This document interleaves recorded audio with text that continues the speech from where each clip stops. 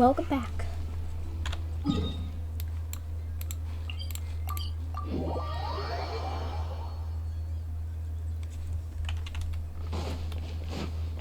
Actually, before anything, I should probably go heal.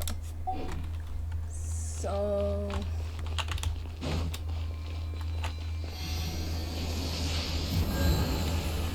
More speed. Alright, now we're ready.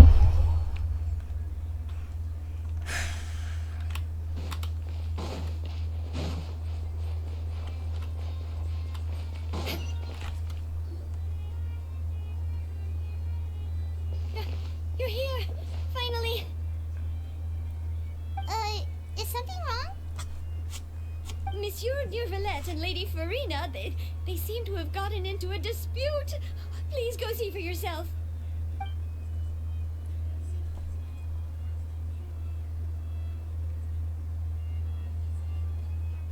Like I said, I've already explained everything.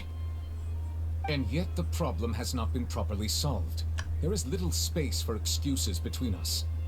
It is not my intention to offend you, but please, tell me where you stand. You are the Hydro Archon Focalor, are you not? Look at this. This is a list of the victims from the recent Poisson incident.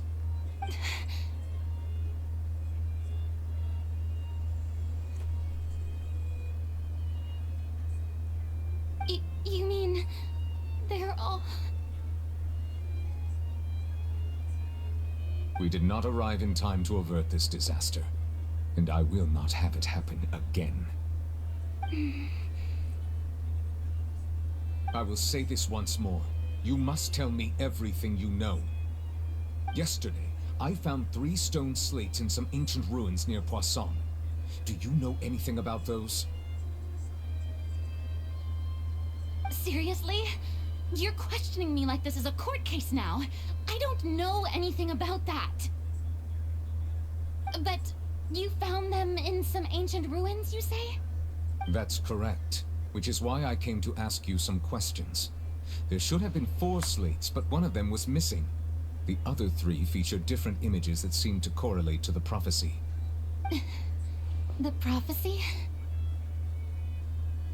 The second of these slates depicts the previous Hydro Archon Egeria kneeling before a floating island in the sky, as if confessing something. Do you know nothing of this either? I don't. I've never seen such slates. I'll ask you again. Do you really have no information regarding the previous Archon? My deciphering of the slates indicates that the Hydro Archon Egeria once had to confess to, or apologize for, a certain sin. If anyone would know about it, it should be you. All gods don't have the same secrets, you know. She was herself and I'm me. Is it really so strange that I know nothing? I understand your concerns, but I'm sorry. I just don't have anything to tell you. Forgive me for saying this now, Lady Furina, but I have long known of your various secret investigations into certain matters.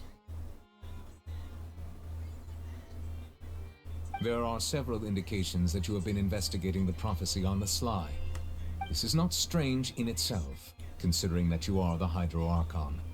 But it is strange that you should also claim to not know any of Egeria's secrets, as well as do nothing following your inquiries. You have never been as superficial as you have presented yourself to be, nor are you a fool. And yet, your behavior is very inconsistent.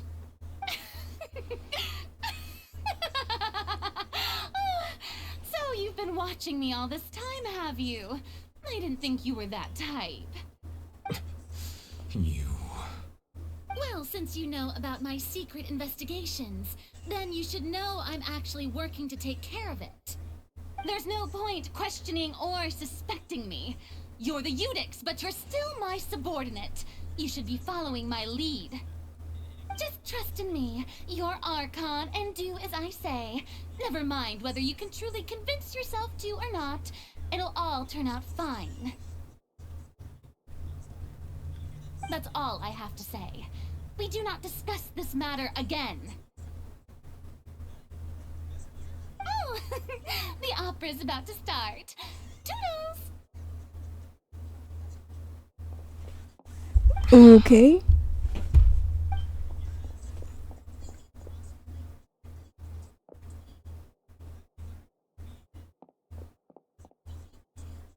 Did Furina not notice us standing by the door? Wonder what's up with her. She was smiling. She didn't seem in the mood to care if we were listening in or not.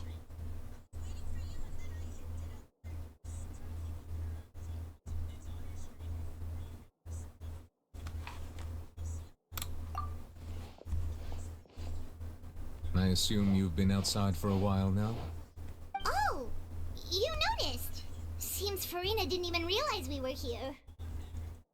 She was in a great panic, though I cannot discern the reason. Our discussion reached impasses time and again, a state of affairs that we cannot allow to continue. Still, I do not understand. Dialogue is the basis for understanding, so why did she keep refusing to engage?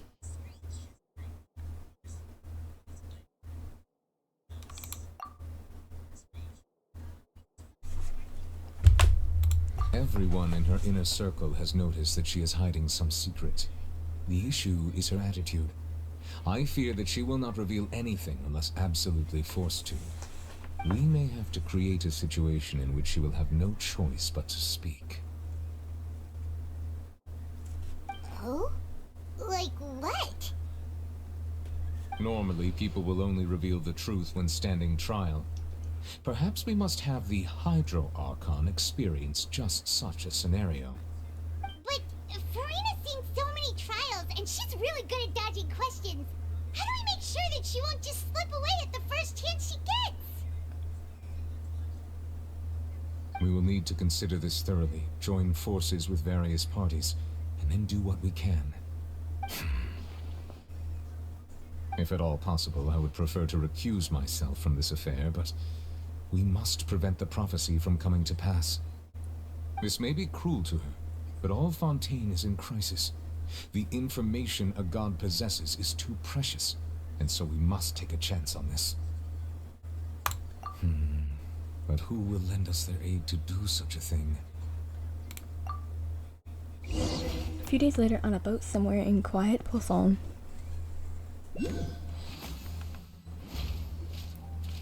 Well, that's everyone, huh? Speaking of which, it was pretty smart of you to think of hiding here. Poisson was just involved in a disaster, so it's presently devoid of people. That naturally makes it the best choice. And here you are drinking tea like it's the most natural thing in the world, huh? That's what families should do. Sit and enjoy a leisurely time It's together. gonna be Winnie, isn't it? Yep. It's nice to enjoy tea here, you know? Care for a cup? Lend me your ears, everyone. Or perhaps one of you might like to start us off. How about you, friend? Me? No, I don't think I can. Then, how about you, good sir? Oh, he's I here. fear that I will cause the mood on this boat to become as somber as it is in court. Well then, I guess we're lucky we've got a local like me to organize things. We have a big Wonderful, party here. the spotlight at last. I guess I'll be facilitating things from here. Oh, That was a Colin's little here. long-winded, don't you think? Oh, Is Risley here? you might be right. Anyway, to cut to the chase, our friend here, the Traveler, has brought us together to discuss something. As for what that is, well, let's start by saying that we'll be pooling our efforts together to create a series of traps. Oh, how intriguing. Well, it's just an expression, really. One that I just learned from Chlorand, and used on the spot. So, let's invite her to explain in detail. A round of applause, please.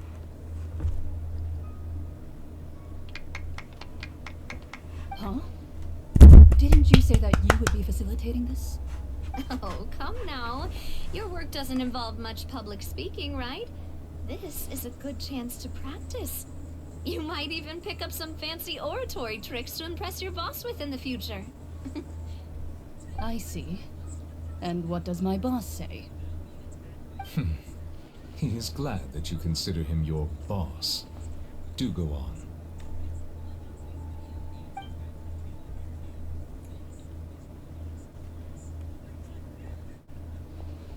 In that case, do any of you have experience hunting?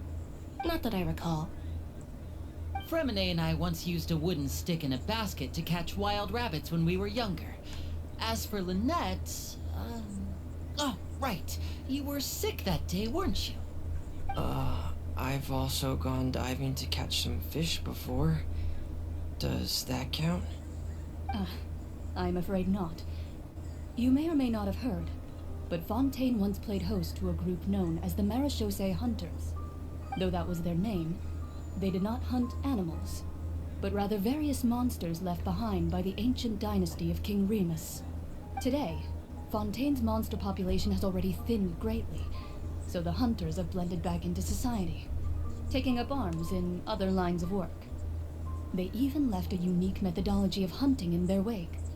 A trap comprises of the following components: bait, a trigger, and a containment device.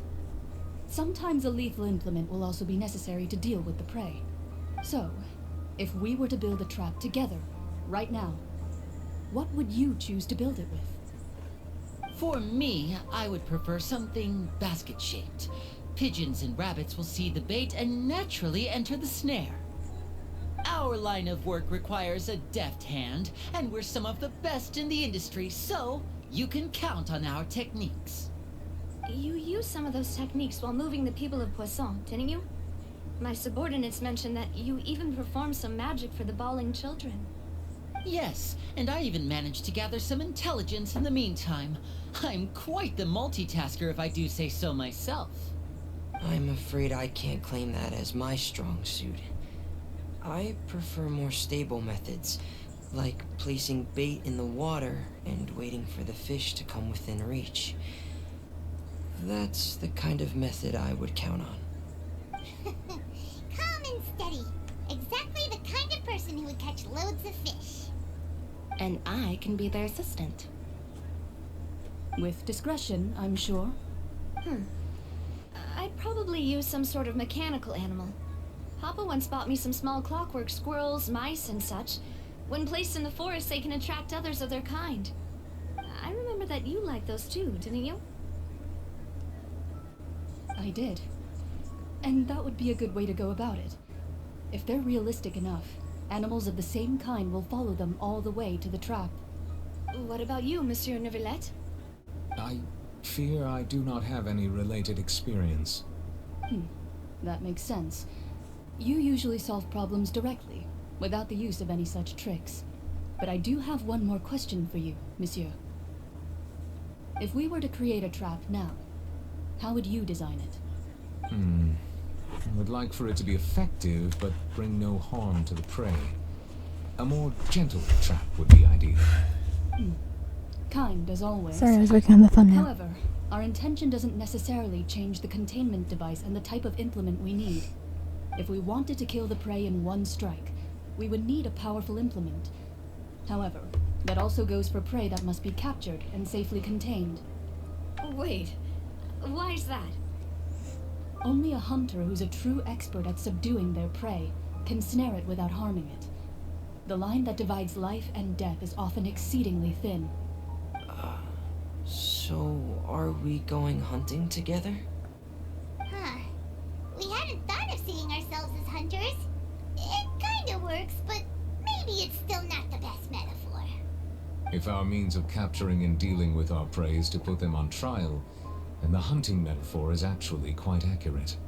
But we shall require much more courage than any hunter to judge a god, a being whose seat is an exalted throne. Oh, so that's what's going on. Sounds very interesting. Clarence's hunting metaphor was just that, a metaphor. You will not call this a hunt because this is not what you should do at present, nor does the relationship between you and Furina reach such a dire stage. What you need is simply the secret she is keeping. Attempting to take her secrets is an act of sacrilegious disrespect, but must be done to prevent Fontaine from sinking into the waters as foretold in the prophecy. There is neither hunter nor prey, but there must be a trap. That is what you will need.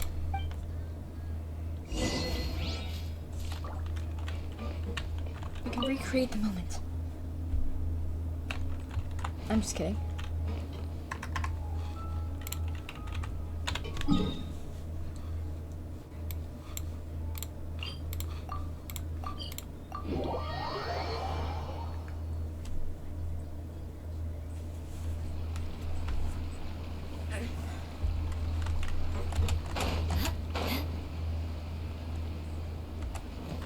More speed.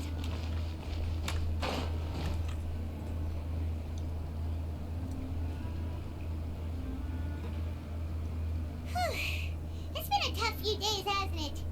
So much has been happening. Hyman didn't think the meetings would go on for so long, but everyone seemed pretty fired up, huh?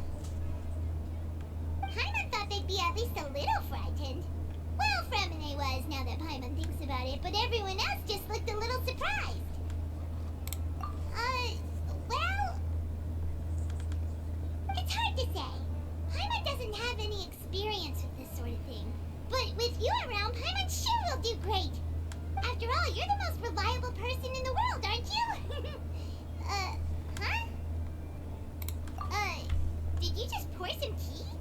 Hyman didn't notice you doing that at all.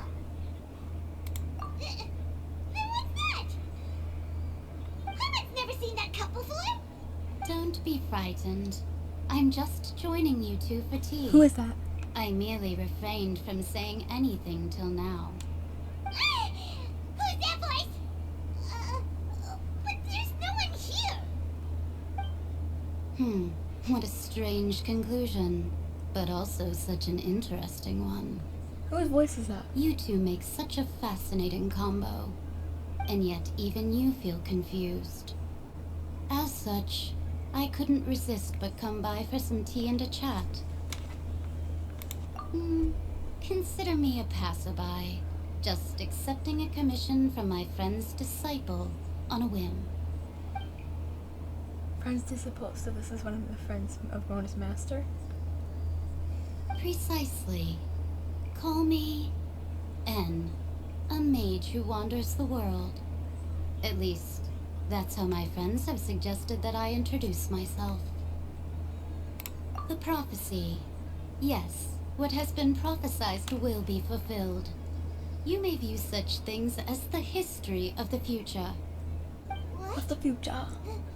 Then is there any way we can stop it? People call such things fate, and it is written in the stars. It cannot so easily be altered. So you've caught on.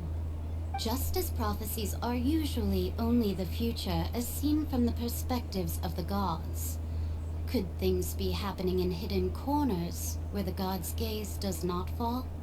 Are the things that you shall see different from the fate that the gods perceive?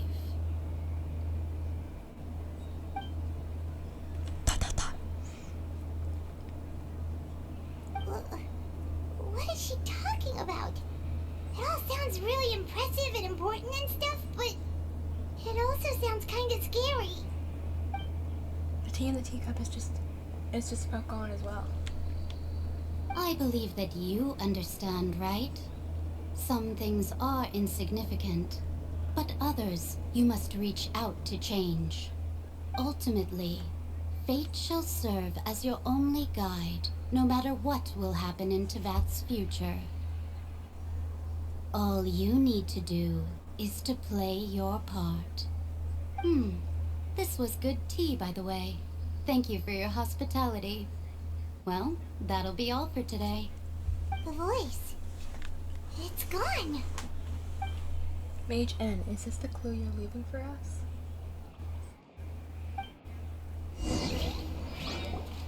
The unexpected news led to complicated feelings when you wake up someone seems to be outside. What? I want to hear someone talking. All right, coming.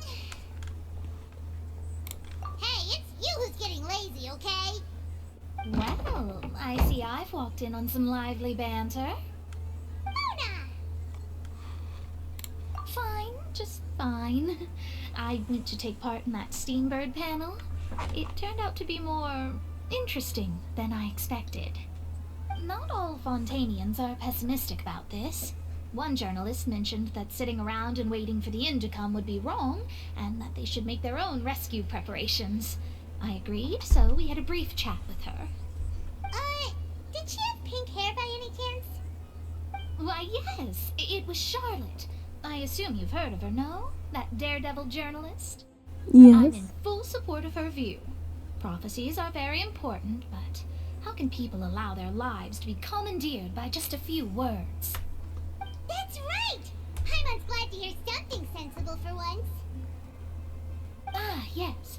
About what we had discussed before. I did try, but I'm afraid I couldn't reach the old hag. I'll try again tonight, but I wouldn't get your hopes up. Huh? Tell Mona about your mysterious guest. Goodness gracious. Are you serious? She said that even the god's gaze has blind spots. Pretty bold if you ask Paimon. Most people would believe the gods to be all-knowing, right? The Hexen Circle members are certainly anything but ordinary.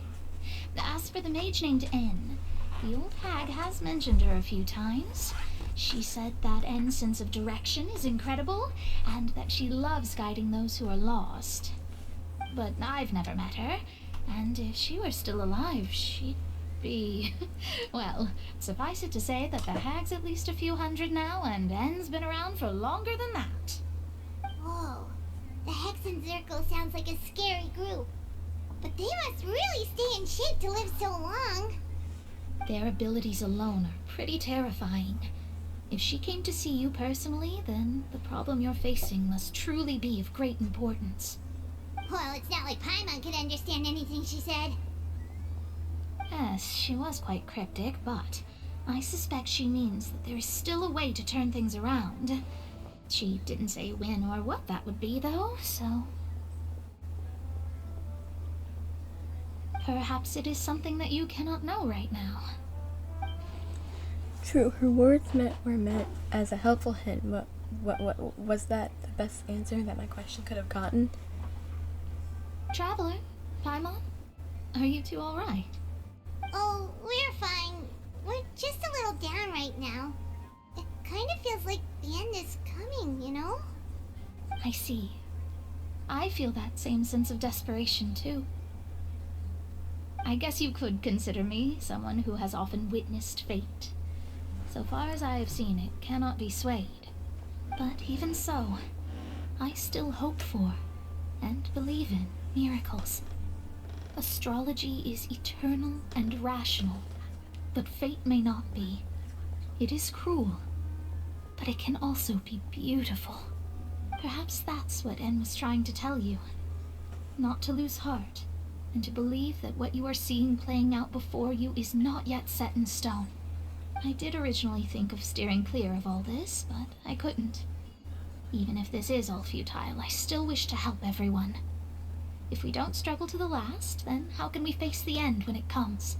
Huh. You do have a point. There I go, talking about astrological principles again. Sorry about that. The moment I start talking about work-related stuff... I need to get going. It was worth trying to comfort you, even if only a little. I believe that you'll help those who are struggling in the same way I did. I suppose that might be why we always seem to meet by coincidence. Paimon feels kind of moved by what Mona said. But also kind of sad, too. Hey, Traveler.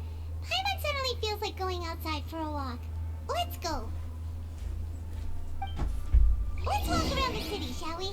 There's a few spots we always like to walk by.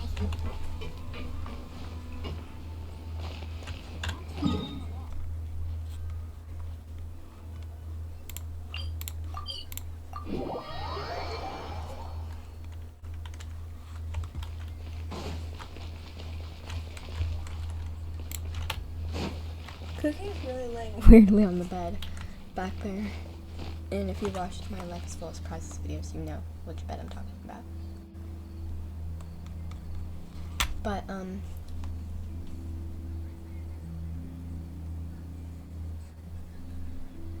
But, yeah, she's, just sleeping peacefully.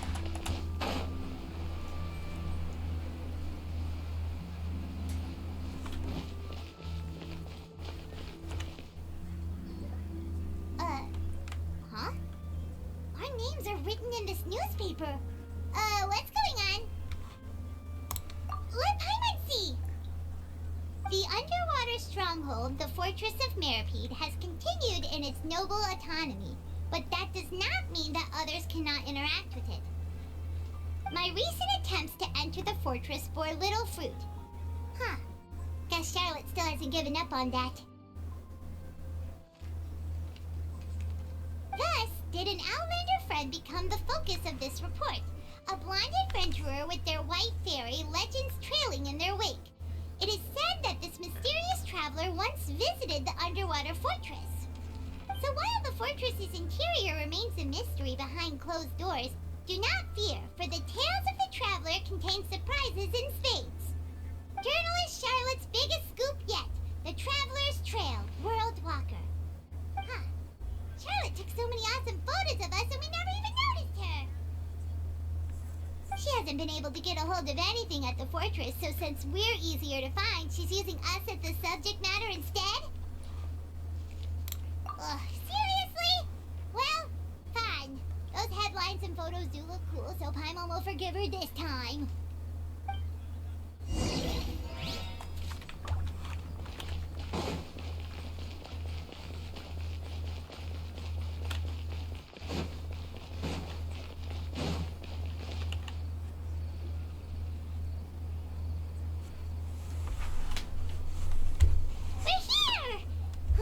Paimon's hungry.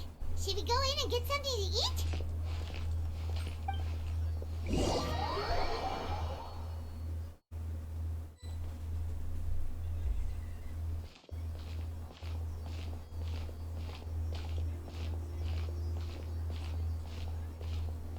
Hey, quick!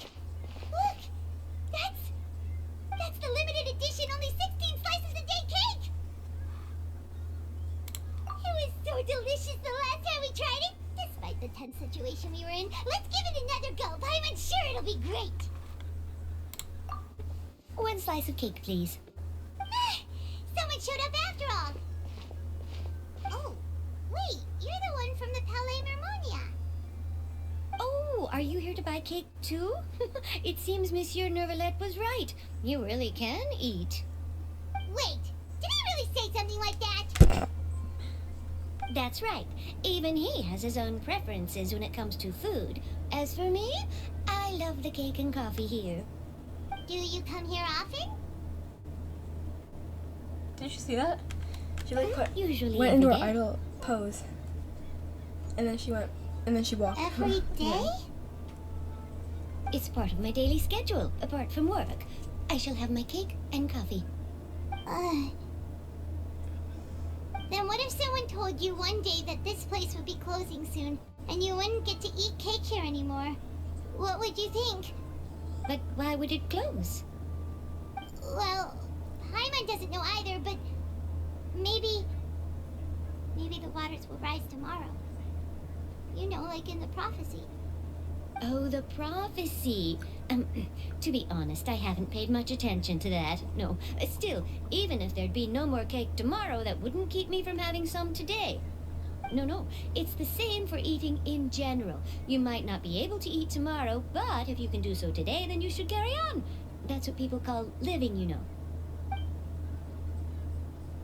Huh. Don't be sad. Excuse me, could I have 2 more slices of cake to go? These 2 slices are for you. Sijuin said that this kind of expression you're making is what humans call being sad. Oh, you know Sijuin? I sure do. She was born before me, and she sometimes comes to the surface to teach us things about humans. She said that humans are creatures that are saddened easily, yes, and you can only lift their spirits by feeding them delicious food. So please try the cakes here. I've got something else to do, so I'll be going now. You two try to stay in a good mood after eating, all right? Bye!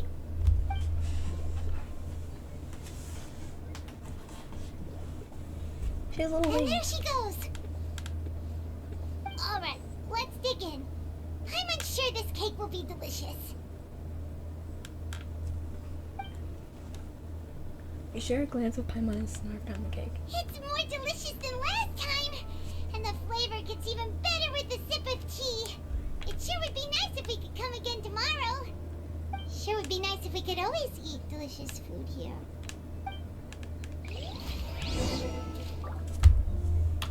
Gonna recreate a moment. Kidding, we're not.